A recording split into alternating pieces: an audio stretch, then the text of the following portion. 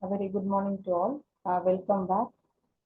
In this video, we are going to see the visualization methods, which is used in the data visualization for the diagrams.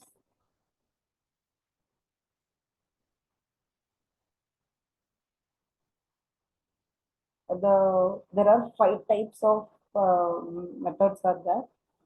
Principal component analysis, multidimensional scaling, and auto-associator. In this, first we are going to discuss the principal component analysis. The principal component analysis, it is also called as singular value decomposition, Hotelling transforms, or proper orthogonal decompositions.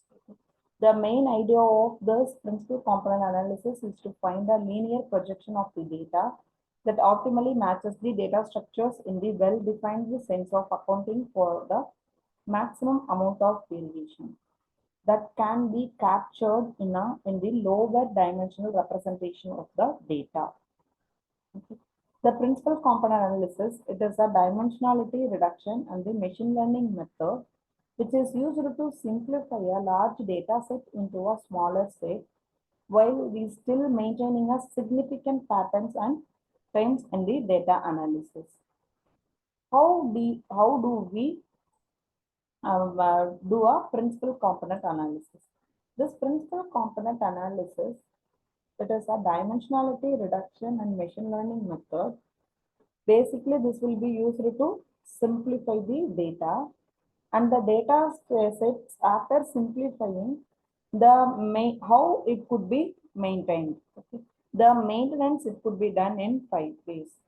First, we have to standardize the range of continuous initial variables. Okay.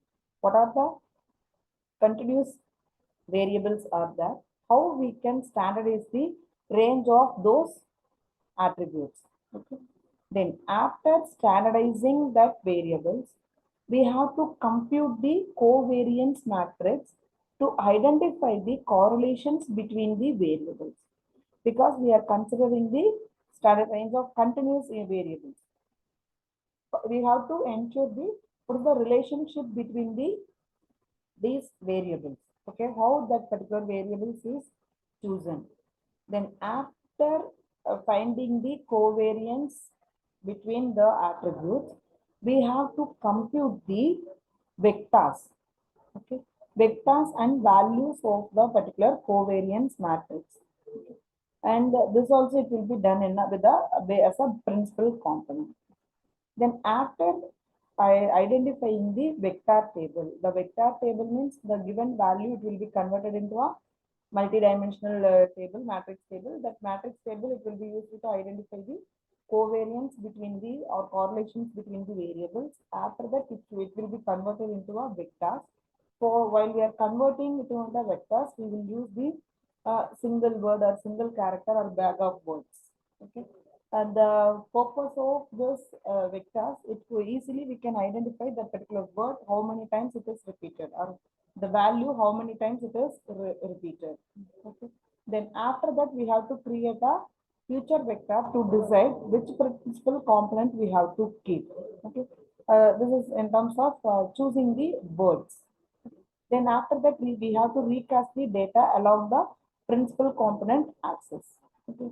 In this way, we can identify the use of the principal component analysis, and based on that, we have to make a presence of the attributes. Then this is the diagrammatic representation of the principal component analysis.